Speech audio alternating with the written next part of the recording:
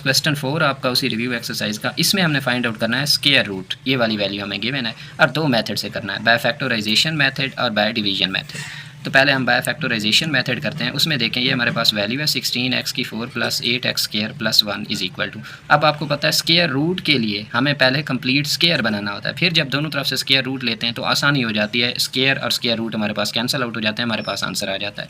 तो इसका मतलब मैंने इसको कंप्लीट स्क्वायर बनाना है, ये वाली फॉर्म को। अब पहले मैंने इसको चेक किया कि इनमें से कौन कौन से मेरे पास, आपको पता है कंप्लीट स्क्वायर बनाने के लिए a + b का whole square, a² + b² + 2ab, तो उसके लिए मेरे पास कंप्लीट स्क्वायर a² + b² कौन कौन सा बन रहा है। अब ये मेरे पास कंप्लीट स्क्वायर है, चले मेरा a तो ये बन गया। मैं इसको पहले चेक करता हूँ, ये किसी का भी कंप्लीट स्क्वायर नहीं बनता है 8।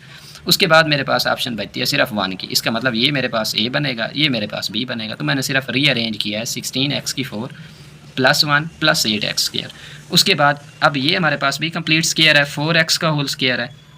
आगे ये हमने b बनाया है +1 का whole square plus complete formula आप बना रहे हैं, इसको नहीं देखना है अब आपने। अब हमने कंप्लीट फार्मूला बनाना था +2 × a, हमारा a ये था हमारे पास और b ये हमारा था। तो हमने कंप्लीट फार्मूला बना दिया a + b का whole square = a² + b² + 2ab। ये वो वाली सारी फॉर्म बन गए और यही चीज़ आएगी जब आप इसको सारा ओपन करेंगे। तो इसका मतलब हमारा कंप्लीट स्क्वायर वाली फॉर्म बिल्कुल सही बन गई है। और ये a है, ये b है, तो a + b का होल स्क्वायर आपको पता है बनता है, वो हमारे पास बन गया। अब हमने क्या करना है, टेकिंग स्क्वायर रूट, हमने तो फाइंड आउट करना था स्क्वायर रूट वैल्यू का। वैल्यू हमारे पास ये वाली थी, तो इसका जब हमने दोनों तरफ से स्क्वायर रूट लिया है तो हमारे पास ये आंसर था 4x² + 1, इसका होल स्क्वायर, और अंडर रूट हमने लिया है दोनों साइड से, स्क्वायर और अंडर रूट कैंसल आउट, तो हमारे पास आंसर आता है, आपको पता है प्लस माइनस में आता है 4x² + 1। अब ये हमारा एक मेथड से सॉल्व हो गया, इसका यही हमारे पास स्क्वायर रूट है। अब हमारे पास है दूसरा मेथड बाय डिवीजन मेथड, ये तो आपको पता है बहुत ही आसान है, 16x4 + 8x² + 1। अब हमने पहली जो टर्म लेनी होती है, वो टारगेट पहला एलिमेंट होता है, वो किसी का कंप्लीट स्क्वायर बने। अब हमें पता है वो किसका कंप्लीट स्क्वायर बनेगा, 16x4 है, ये 4x² का होल स्क्वायर बनेगा। तो इसलिए पहला एलिमेंट वही लिया है, इधर भी 4x², इधर भी 4x², दोनों को मल्टीप्लाई कराएंगे तो 16x4 आएगी। और आपको पता है साइन चेंज कर देते हैं, ये कैंसल आउट हमारे पास, तो बच्चा 8x² + 1 इसे नीचे ले आए। अब जो दो आपस में मल्टीप्लाई होते हैं उन दोनों को क्या कर देते हैं, सम कर देते हैं, 4x² + 4x² क्या आ जाएगा, 8x²।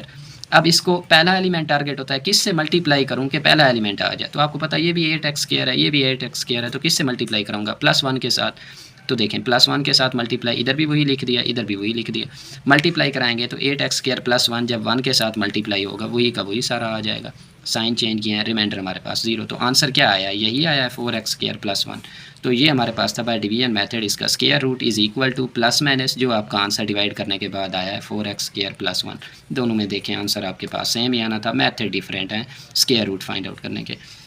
बस क्वेश्चन नंबर 5, ये जैसे हमने लास्ट क्वेश्चन बिल्कुल एक्सरसाइज के किए थे, ये बिल्कुल उसी टाइप का क्वेश्चन है। इसमें एक इक्वेशन हमें गिवन है, कहता है किसी ने कोई लोन वगैरह पे करना है, आप वैल्यूज़ फाइंड आउट करें उसमें कि हमारे पास कितने साल के बाद वो लोन पे कर सकता है। तो पहले हमारे पास देखेंगे इक्वेशन कौन सी है, आपको पता है सिंप्लीफिकेशन ही करनी होती है। इक्वेशन है x² - 8x + 15, क्वाड्रेटिक इक्वेशन है, पेयर बनने हैं, ज़ाहिर है 15 1 ज़ा 15, तो 5 3 ज़ा 15, क्योंकि हमें 8x चाहिए।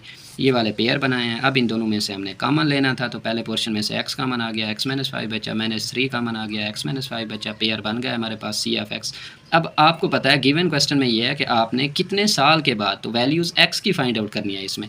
तो गिवन कंडीशन जो हमने लास्ट वाले सेम एक्सरसाइज के क्वेश्चन किए थे, c(x) = 0, उसमें हमारे पास था p(x), q(x), v(x), उनको =0 पुट करते थे। =0 पुट किया तो दो ऑप्शन मेरे पास बचे, या x - 5 = 0 है, या दूसरे वाला पेयर x - 3 = 0 है। तो x = 5, x = 3, ये दो ऑप्शन हमारे पास बन गए। तो ये था हमारे पास कि या 5 साल बाद या 3 साल बाद हमारे पास कितने साल बाद वो लोन पे कर सकता है हमारे पास, अकॉर्डिंग टू कंडीशन हमने x की वैल्यू निकाल कर उसको